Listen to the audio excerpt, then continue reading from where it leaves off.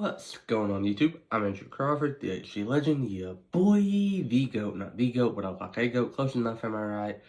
I think I'm right. And today on the channel, I will be giving my 2023 Fastlane review. WWE Fastlane was last night, and I'm gonna go match by match, review it, give it a star rating. So yeah, let's get into it.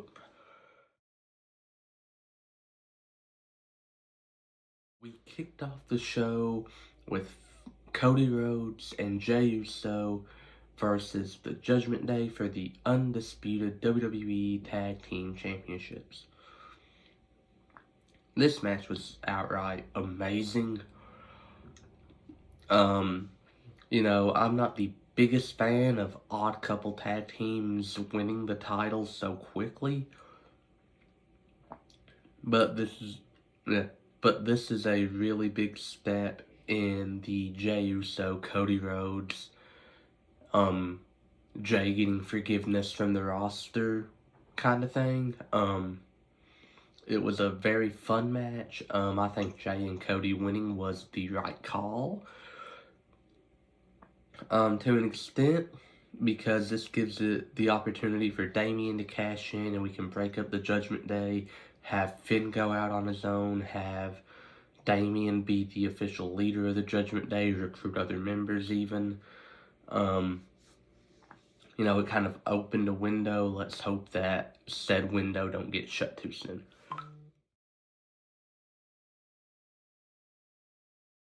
Next was a six-man tag match / handicap match. Bobby Lashley and the Street Profits versus Rey Mysterio and Santos Escobar until about the last 30 seconds when Carlito showed up. Rey, Santos, and Carlito won, which I think was the wrong call, because you want to build this new faction with Bobby and the Profits, and they're going to lose to the LWO, which I get it. It's a WWE Hall of Famer, I guess you'd call him a legend, and a very good young up-and-comer, but it didn't really make sense to have them lose. It was still kind of fun watching, the story of the match play out. I'll give it 3 stars. It was actually really cool. And, I didn't give a star rating for Cody and Jey versus the Judgment Day. I'm gonna give 4.5 stars. But yeah, I don't think LWO winning was the right call. Sorry Rey, sorry Carlito, less sorry Santos. This was Io versus Asuka versus Charlotte. I really like Io winning. I'll always love Io winning. I think it was definitely the right call here, given that Io hadn't really... She's not been champion that long, so her winning is like saying, yeah, she just beat 2 of the greatest women's wrestlers in the world today, and maybe ever. This is huge. Of course, you had that damage control help, but for the most part, Io did it by herself, which I think is really cool. We're slowly starting to get that Io breaking out on her own and being the amazing individual she can be. I'm going to give this match 3.5 stars. It was fun. It was fast-paced, high energy. There were a couple of really bad botches, so it really took the rating down for me. If there hadn't been one botch in the match, this could have been the best match of the night. I will say that. That being said, Io was the right choice.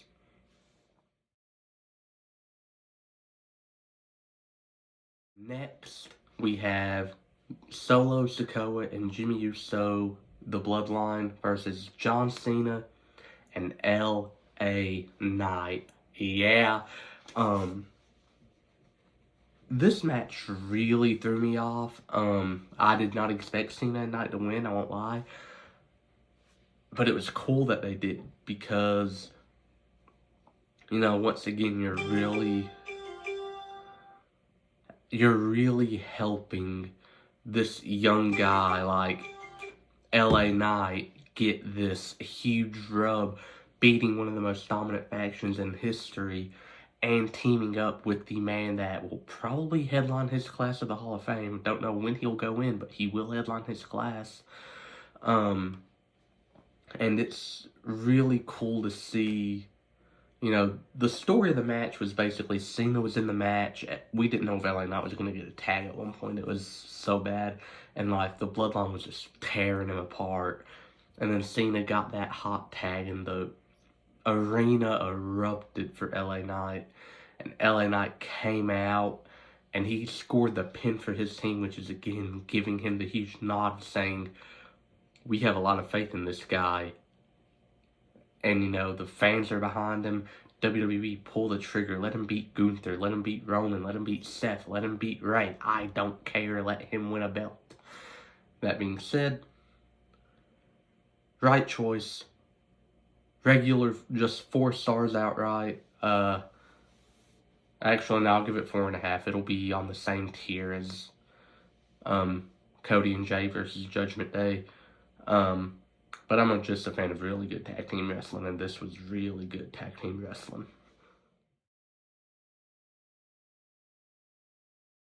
Next up, the last man standing match for the World Heavyweight Championship, Seth Rollins versus Shinsuke Nakamura. To an extent, I love Seth with all my heart, but I am kind of upset that he won because I love and adore Shinsuke. But the story of the match was, how's a guy with a bad back going to be the last man standing? And, you know, every time that Seth got knocked down, he found these smarter ways to get back up, you know.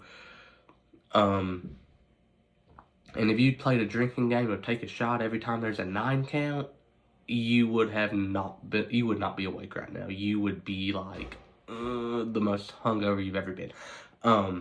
But that being said, Seth and Shinsuke killed it. They did what I expected, and that was put on a story-driven, you know, really intense match where you genuinely didn't know who was going to win. But Seth having a decently lengthy run has been very good for the belt as far as building it up, making it seem credible as a world title, and given that it technically carries the lineage of the World Heavyweight Championship that Triple H held in 2002. I say technically because, like, they're not acknowledging it, but it's called the exact same thing, so, you know. But again, Seth winning was really cool. I don't disagree with it at all, to be honest, because no one puts on a desperately clinging to that title act better than Rollins in the modern day.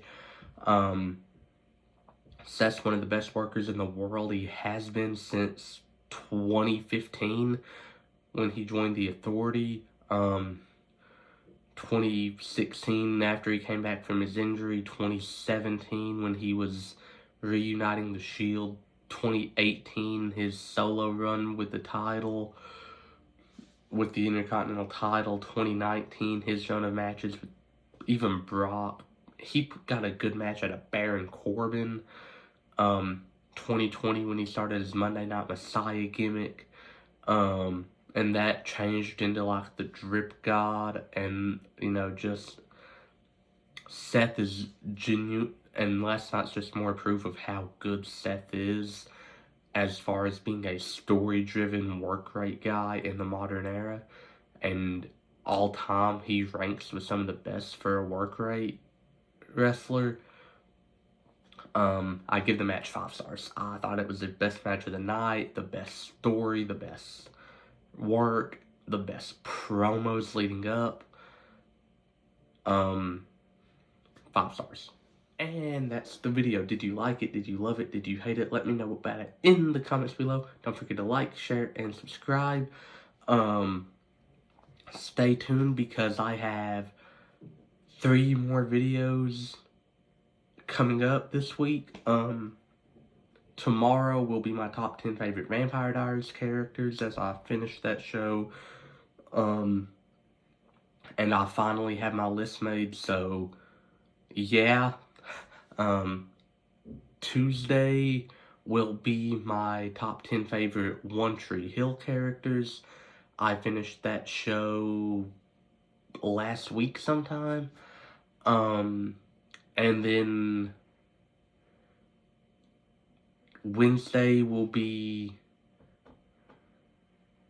a fantasy booking video of, well, I've not really thought about what the fantasy booking video will be. And then next week, at some point in the future, I have a 2K video planned with my friends, if I can get the volunteers for it. So, yeah, don't forget to like, share, and subscribe. I'm Andrew Crawford, and unlike John Cena, I can see you, and I will see you very soon. Oh, wait, before I go, also, I'm counting down my top 100 favorite wrestlers of all time. Which next week I'll be going, and I don't even know if I've uploaded that video yet, so I might be uploading one of them. I might be uploading 2 videos tonight, so stay tuned.